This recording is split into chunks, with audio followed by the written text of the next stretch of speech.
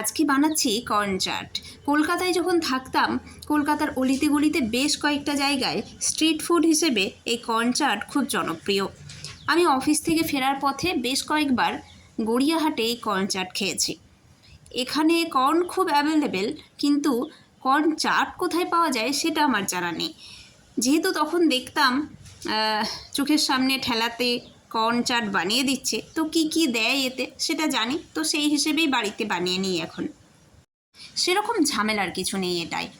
কর্নটাকে সেদ্ধ করে তাতে পেঁয়াজ, টমেটো, শসা এগুলো কুচি করে দিয়ে, কাঁচা লঙ্কা, গোলমরিচ গুঁড়ো, তার সাথে বিট লবণ, লেবু, মোটামুটি এগুলো দিয়ে মেখে নিলেই ভালো করে কর্ন চাট রেডি। আর আজকে সকালে জলখাবারের জন্য বানাচ্ছি স্যান্ডউইচ। এতেও একটু কর্ন চাটটাকে নিয়েছি, তার সাথে একটু মেয়োনিজ দেব, আর এই শেজওয়ান চাটনিটা দেব স্যান্ডউইচ আজকে। তার সাথে অনেকটা চিজ নিয়েছি। চিজ খেতে কার কার ভালো লাগে আমাকে কমেন্ট করে জানাবেন, আমার তো দারুণ লাগে। তবে আজকের স্যান্ডউইচে ডিমটাকে অমলেট করে দিচ্ছি। আর স্যান্ডউইচে বাটার তো লাগবেই, বাটার ছাড়া তো হবে না। কর্ন চাটটা তো বানিয়েছি সন্ধেবেলা স্ন্যাক্সের জন্য। ওই কর্ন চাটের চাটটার মধ্যেই পরিমাণ মতো মেয়োনিজ দিয়ে স্যান্ডউইচের স্টাফিংটা করব।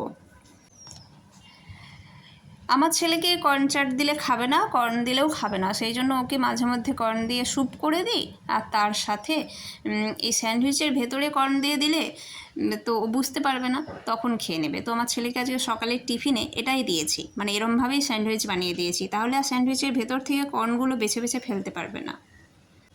ওকে আবার কর্নকে আগুনে সেঁকে দিলে সেটা ভালো খায়, কিন্তু সেটা তো আমার খেতে খেতে একদম দাঁত ব্যথা হয়ে যায়, সেই জন্য খুব একটা করি না। তার থেকে অনেকটা হেলদি এই কর্ন চাটটা।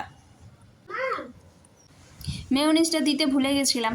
আসলে কি হয়, এক হাতে ক্যামেরা করে আর এক হাতে কাজ করা সম্ভব হয় না, সেই জন্য ভাবলাম মেয়োনিজটা তো দেয়া যাচ্ছে না, ক্যামেরাটা রেখে মেয়োনিজটা দিলাম।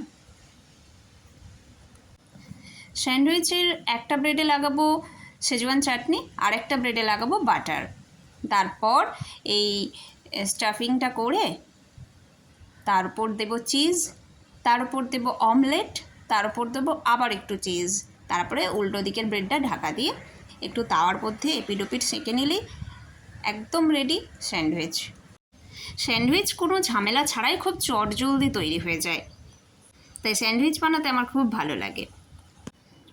আর আজকে দুপুরের জন্য রান্না করেছি ভাত, আলু আর বরবটি দিয়ে একটা তরকারি, তার সাথে মাছের ঝাল আর টক দই। ব্যাস, আজকের রান্না এইটুকুই। ভালো থাকবেন।